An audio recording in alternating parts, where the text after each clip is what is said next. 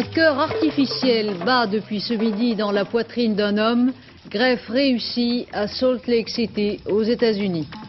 En Espagne, le nouveau gouvernement socialiste a prêté serment ce matin, une menace toujours présente, le terrorisme basque. Ouverture aujourd'hui à Paris du procès des geôliers, du baron Empin. Coup de filet anti-mafia en Sicile, la loi du silence ébranlée depuis la visite du pape. Madame, Monsieur, bonsoir. Le coût, 1 400 000 francs. Le poids, 300 grammes. La composition, plastique et aluminium. La forme, celle d'un cœur humain. Le miracle, le cœur artificiel, greffé ce matin dans un hôpital américain à Salt Lake City, bat depuis quelques heures dans le corps d'un homme de 61 ans. Un nouveau bond dans la technologie médicale vient ainsi d'être franchi. Son auteur est un médecin de 36 ans. Martine Alain Regnault. Voici le dentiste originaire de Seattle qui, en toute connaissance de cause, a accepté l'opération de la dernière chance.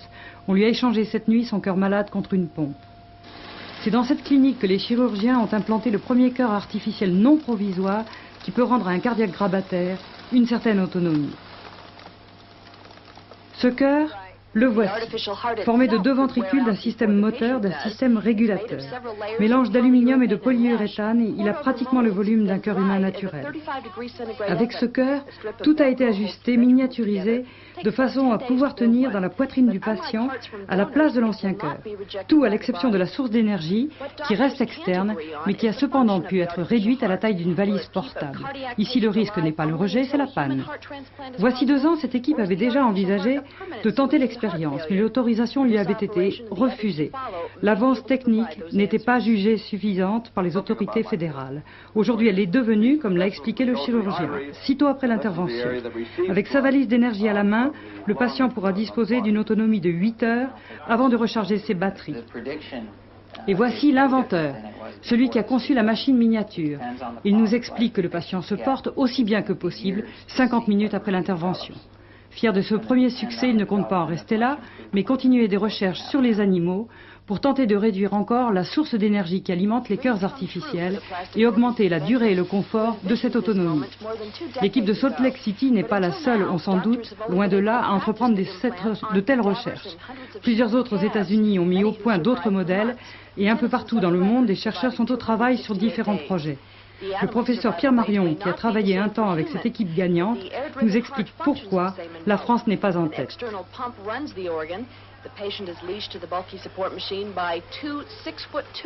Et je crois que nous avons à un moment manqué le train. On n'a pas pris le train au moment où il fallait le prendre. Alors actuellement on essaye de remonter, mais avec pas mal de difficultés, en particulier dans la conjoncture actuelle économique, il est difficile évidemment de prévoir de combler ce retard. Des pays comme l'Allemagne, comme l'Autriche, comme la Tchécoslovaquie, voire même l'Italie, ont également fait un effort.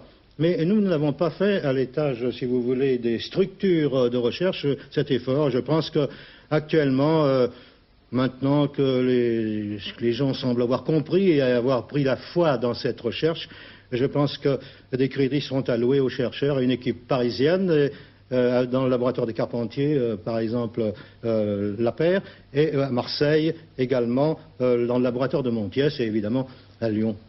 Vous pensez qu'on pourra rattraper le retard ? En tout cas, oui, vous savez, même si cette tentative réussit, est-ce que nous souhaitons tous, il est évident que ça ne sera pas le dernier modèle. C'est un peu comme les locomotives, n'est-ce pas? Nous avons une locomotive fossile, maintenant nous avons le TGV. Et il est évident que chacun, dans chaque pays, chaque ingénieur pourra apporter une innovation. C'est un problème d'imagination, de volonté créatrice et aussi d'enthousiasme général. Un beau progrès en tout cas. Le chiffre du jour illustre l'aggravation du chômage en Allemagne fédérale, et cela à la veille d'un sommet européen dominé par la crise économique générale. Un peu plus de 2 millions de chômeurs ont été recensés en Allemagne en novembre, soit 8,4% de la population active contre 9% en France. C'est le niveau le plus haut jamais atteint en Allemagne depuis la guerre. À Copenhague, demain et samedi, les chefs d'État et de gouvernement de la communauté devront affronter et confronter à nouveau leurs difficultés internes. La France entend répondre aux accusations de protectionnisme lancées contre elle, notamment par l'Allemagne. À l'ordre du jour également les problèmes de l'élargissement de la communauté au Portugal et à l'Espagne. La volonté d'entrer le plus rapidement possible dans le marché commun, le gel en revanche de l'intégration à l'OTAN et l'organisation d'un référendum à ce sujet, tels sont les deux points de politique étrangère qui ont marqué hier au Parlement espagnol le débat d'investiture du nouveau gouvernement socialiste. Felipe González, qui devient le premier président de gouvernement socialiste depuis la guerre civile et aussi le plus jeune de l'histoire de l'Espagne, a prêté serment ce matin devant le roi Juan Carlos, vous venez de le voir. Demain, ce sera le tour des membres de son gouvernement. Outre les problèmes économiques, la menace la plus grave qui continue de peser sur le régime espagnol reste liée au séparatisme basque. L'état militaire semble loin de vouloir la trêve esquissée par le nouveau chef de gouvernement, quelle que soit sa couleur politique. L'enquête de Patricia Coste et Jean-Jacques Le Garrec. À peine une semaine après les élections qui ont porté les socialistes au pouvoir en Espagne, en plein jour, au cœur de Madrid, était assassiné le général Lago Roman, l'un des militaires les plus prestigieux du pays.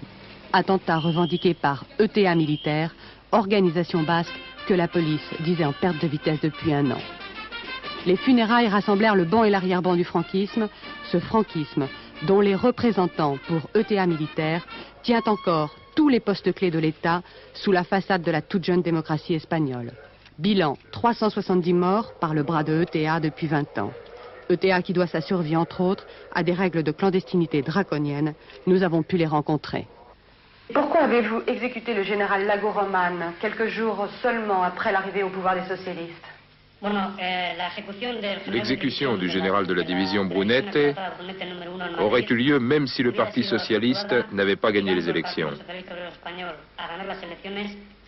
Notre lutte répond à une planification globale. C'est une lutte de libération nationale et sociale. Et nous devons utiliser toutes les possibilités aux mains du peuple basque, aussi bien la voie institutionnelle que celle de la mobilisation des masses ou de la lutte armée. Cette organisation de l'ombre est soutenue ouvertement par un secteur de la population basque qui n'hésite pas, comme ici, dans ce bar de Bilbao, à afficher les photos des militants morts pour la cause. Il y a un mois, ils ont été 15% à voter pour une coalition politique proche de ETA Militaire. Et 7% de Basques ont accepté de dire à des enquêteurs de Madrid qu'ils étaient pour la lutte armée.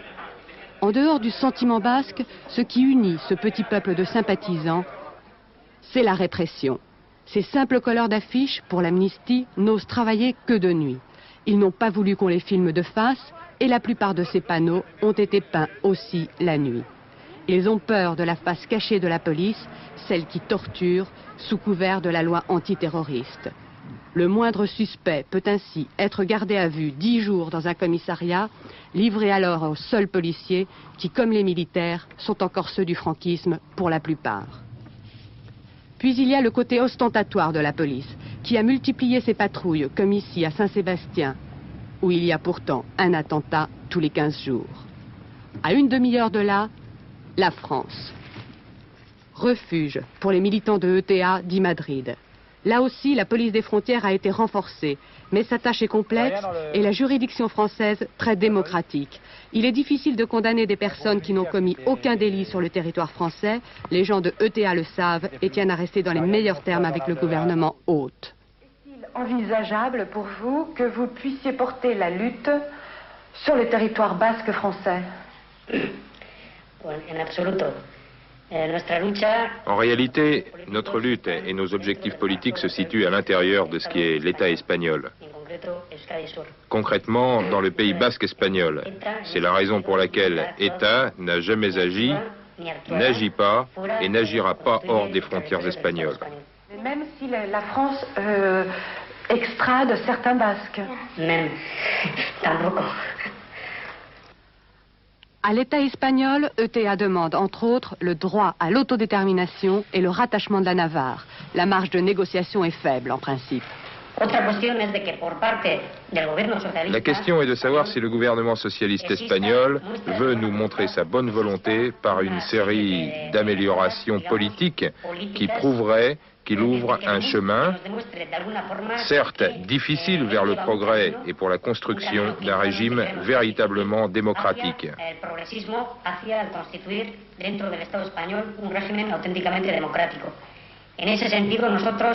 Mais malgré ces démonstrations de bonne volonté, ce que nous ne pourrions faire, c'est abdiquer de notre seul moyen de lutte, c'est-à-dire nos armes.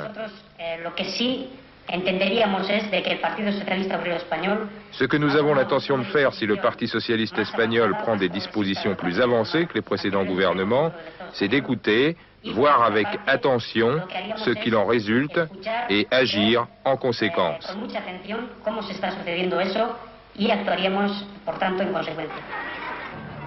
ETA militaire renvoie donc la balle dans le camp des socialistes. Ces mêmes socialistes qui, après le coup militaire du 23 février, avaient cédé aux pressions de l'armée en réduisant l'application des lois sur l'autonomie du Pays basque. Au Liban, après l'attentat d'hier visant Walid Jumblat, le chef progressiste de la communauté druze, attentat qui a fait 4 morts et 40 blessés, on craignait aujourd'hui une flambée de violence. L'appel à la grève générale lancé hier soir par plusieurs dirigeants musulmans a été surtout suivi dans les régions druzes où quelques accrochages ont eu lieu, mais à Beyrouth, le calme règne, l'alerte a pourtant été chaude. Gérard Sebag.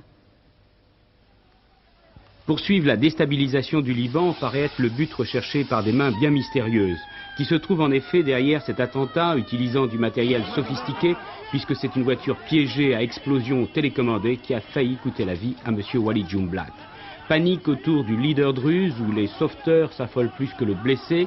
Véritable miracle, choqué et le visage en sang, M. Jumblat n'est resté que quelques heures à l'hôpital, d'où il a aussitôt lancé un appel au calme à ses partisans dans la montagne druze, qui est déjà secouée depuis plusieurs semaines par des affrontements entre forces progressistes et miliciens chrétiens. Cette déclaration avait pour but de montrer que le dialogue se poursuivait avec le président Gemayel et empêchait un embrasement général au Liban. Quelques incidents isolés ont cependant éclaté aujourd'hui dans la montagne druze. Fragile équilibre et tâche difficile pour établir la paix dans ce pays toujours occupé par des armées étrangères. À Beyrouth, les partis de gauche ont appelé à la grève générale pour aujourd'hui. La plupart des boutiques avaient baissé leurs rideaux et les terrasses de café étaient vides. Il faut rappeler que le père de M. Walid Jumblat, Kamal Jumblat, est mort assassiné en mars 1977 en pleine guerre civile. Tandis que le ministre français de la Défense, Charles Hernu, est attendu ce soir à Beyrouth, le président Gemayel a demandé l'intervention personnelle du président Reagan auprès d'Israël pour débloquer les négociations sur le retrait des troupes israéliennes. Le monde politique américain refait ses comptes et réajuste ses pronostics. Depuis que le sénateur Edward Kennedy a annoncé hier qu'il renonçait à briguer la candidature du Parti démocrate pour les prochaines élections présidentielles américaines de 84, les spéculations vont bon train à Washington sur les motivations réelles du dernier des frères Kennedy et aussi sur sa tactique à long terme. De Washington, l'effacement d'Edward Kennedy change en fait bien peu de choses aux perspectives présidentielles de 82, si ce n'est de permettre au principal intéressé, brillamment réélu sénateur il y a moins d'un mois, et cela pour 6 ans, de régler maintenant tranquillement un certain nombre de problèmes. Un, de se retrouver plus près de ses 3 enfants, c'est l'argument qu'il a donné hier. 2, de mener à bien son divorce pour ensuite le faire oublier. L'Amérique a toujours mal accepté les démêlés conjugaux de ses politiciens. Et enfin de prendre le temps de réfléchir, s'il ne l'a pas déjà fait, à cette étrange coïncidence qui fait que son mandat de sénateur va arriver à terme en 88. Autre échéance présidentielle américaine à laquelle Ronald Reagan ne pourra pas prétendre puisque la Constitution ne permet pas de solliciter un 3e mandat. Et qu'après tout, en 88, Edward Kennedy n'aura que 56 ans avec 3 enfants qui auront d'ici là quelque peu grandi. En Pologne, le régime durcit son offensive contre les acteurs qui refusent obstinément depuis l'état de siège de collaborer à la télévision nationale.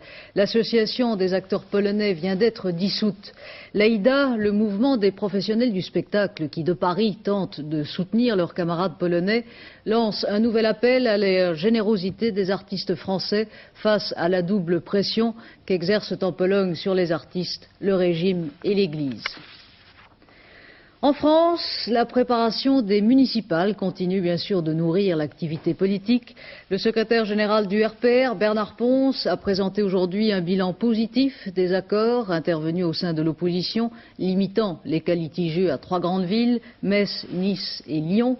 Pierre Méhaignerie, président du CDS, s'est dit moins optimiste. Le RPR va trop loin, a-t-il déclaré, prenant pour exemple le cas du 18e arrondissement à Paris où le RPR Alain Juppé a l'intention de se présenter malgré la présence de l'UDF Roger Chinot. À Paris toujours, Jean-Marie Le Pen sera le candidat de son parti, le Front National, dans le 20e arrondissement. Côté socialiste, Jacques Delors sera tête de liste à Clichy. Le Sénat, qui a repoussé hier soir le budget de la culture, a examiné aujourd'hui celui de la communication, ce qui a donné lieu à des échanges un peu vifs sur la qualité et l'objectivité de la télévision entre le président de la commission des finances, M. Bonnefou, et le ministre de la communication, Georges Filiou. Les sénateurs ont vilipendé la taxe sur les magnétoscopes et se sont inquiétés de l'apparition de la publicité dans la télévision régionale. Répondant à M. Caillavet, M. Filiou a précisé que des négociations étaient en cours avec la presse régionale. Un sondage éclairant sur une question qui continue de passionner les milieux politiques et l'opinion, celle de l'enseignement privé. Plus de 2/3 des Français sont pour le maintien du secteur privé et sa coexistence avec le secteur public, selon un sondage publié dans le magazine Sélection du Reader's Digest. Le procès s'est ouvert cet après-midi à la cour d'assises de Paris et l'homme que l'on guettait le plus n'était pas au banc des accusés.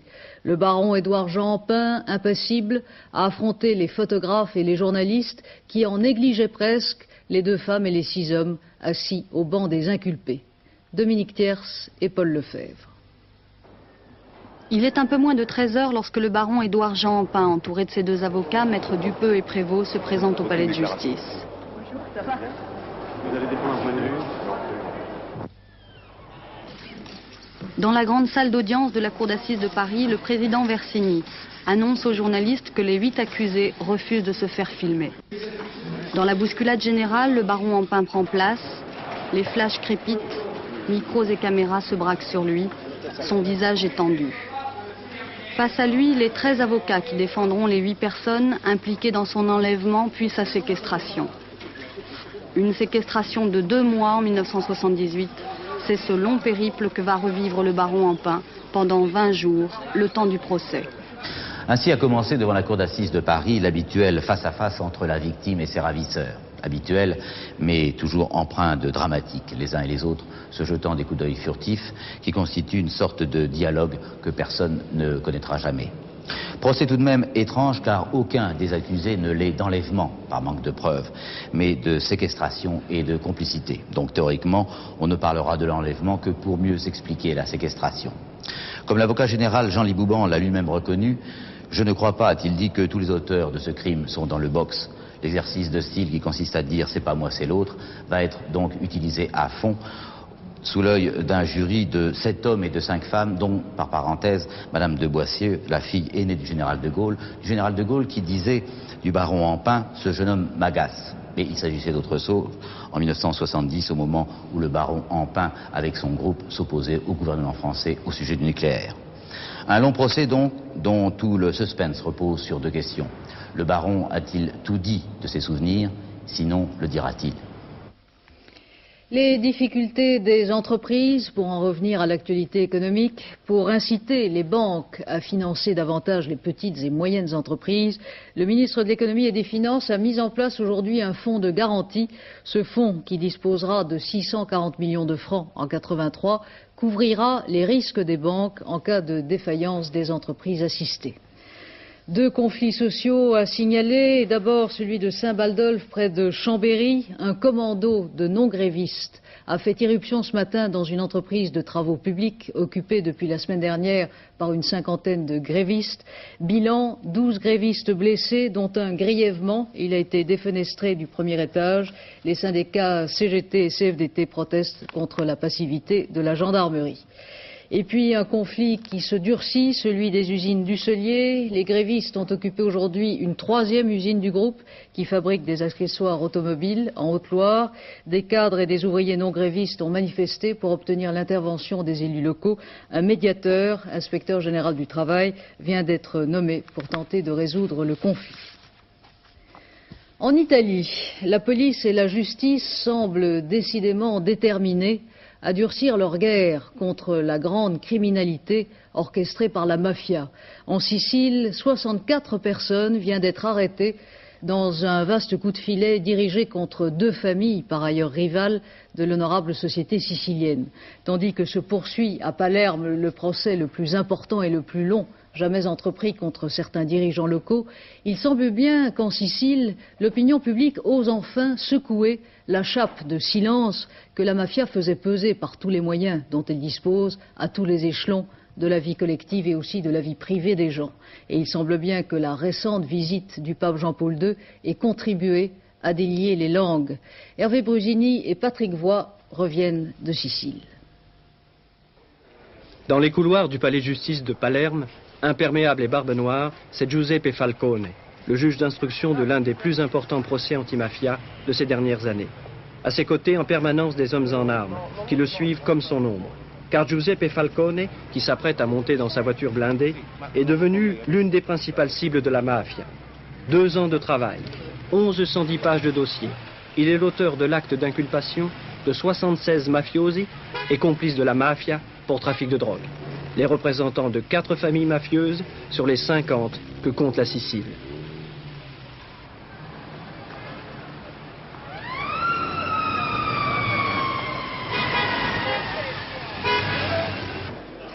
D'abord, Filippo Piraino et Francesco Incirillo, interpellés à l'aéroport Kennedy à New York le 16 janvier 1980 avec 24 kilos d'héroïne. Puis l'homme à la veste pied de poule, Antonio Adamita. On a découvert 40 kilos de drogue dans l'un de ses magasins de Milan. Giuseppe Vallelunga et Montaldo Salvatore, un boss important, et surtout la petite chanteuse Esmeralda, dont les disques servaient à transporter la drogue. Enfin, Emanuele Adamita, cardiaque, il sera ramené à l'infirmerie de la prison quelques minutes plus tard. Mais le grand absent, c'est Rosario Spatola, l'ami du banquier Sindona, actuellement détenu aux USA. Spatola, le petit vendeur de lait, devenu maçon et gros entrepreneur enfin, grâce à la drogue. Il n'est pas là. Il a préféré rester dans sa cellule de la prison Ucciardone, car il sait que lorsque l'on perd, lorsque la police vous prend, la justice de la mafia vous condamne à mort. Alors, pas question d'être transféré pour venir au procès. La peur, on la connaît aussi très bien dans la paroisse San Giacomo della Marina.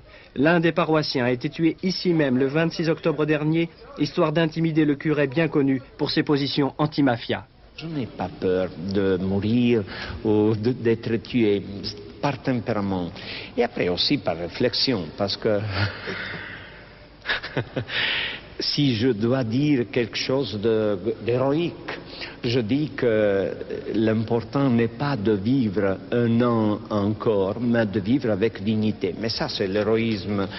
Quelquefois, il est bon de faire un peu d'héroïsme, mais si nous ne faisons pas d'héroïsme, je dis que c'est plus intéressant pour moi. Le pire pour moi, c'est de vivre sans espérance. Ce qui change vraiment en Sicile aujourd'hui, c'est que certains ne respectent plus la loi du silence, l'omerta. On parle de la mafia, on commence même à s'organiser contre elle, comme ce responsable du comité antimafia de Casteldaccia, où pour le seul mois d'août, il y a eu 8 tués. Pour vous, qu'est-ce que la mafia? En 2 mots, je la définirais comme une forme de fascisme et de dictature.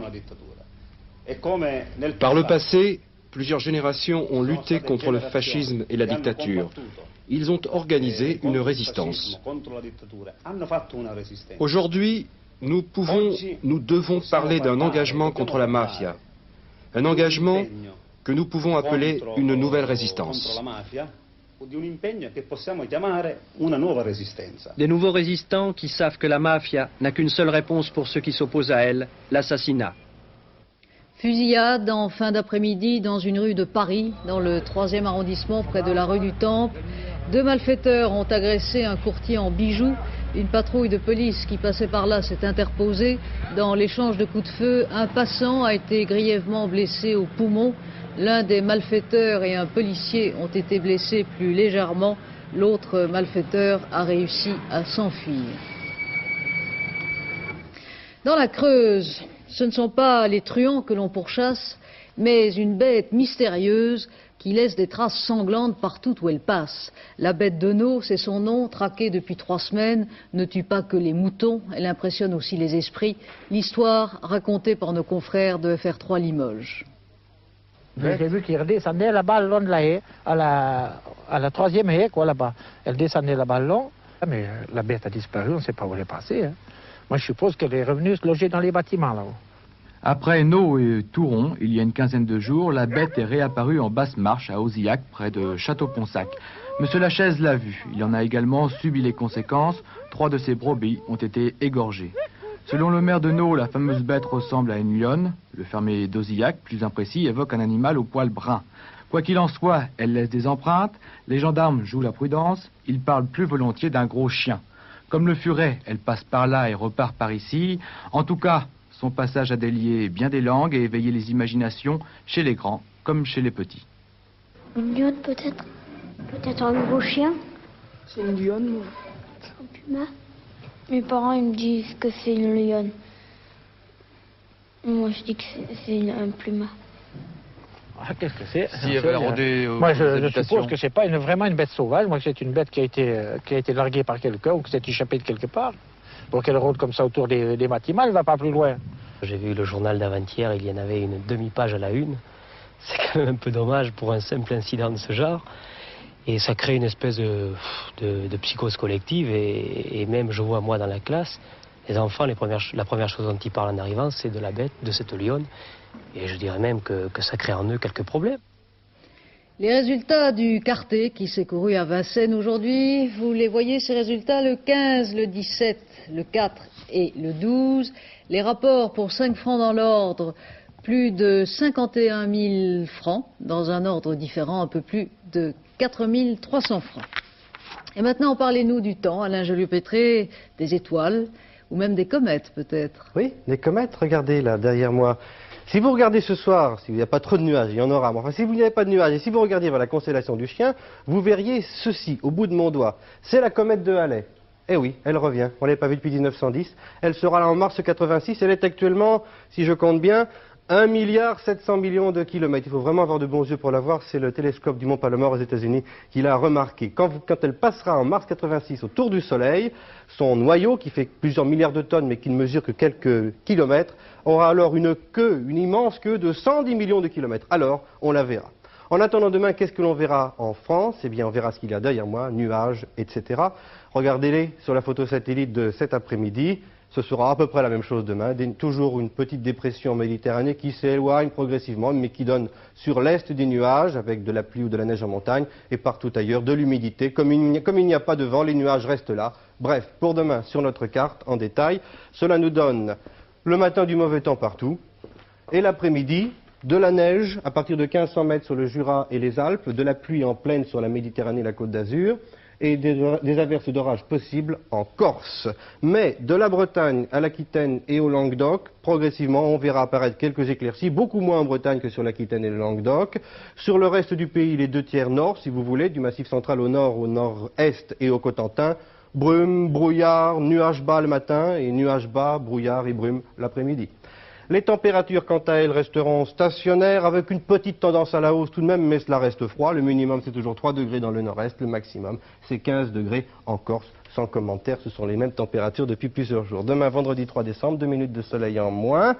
Lever du soleil 8h26, coucher 16h54 et c'est la Saint-François Xavier. À 23h15, vous avez rendez-vous avec Jacques Merlino pour notre dernier journal. Demain, antenne de midi avec Daniel Bilalian.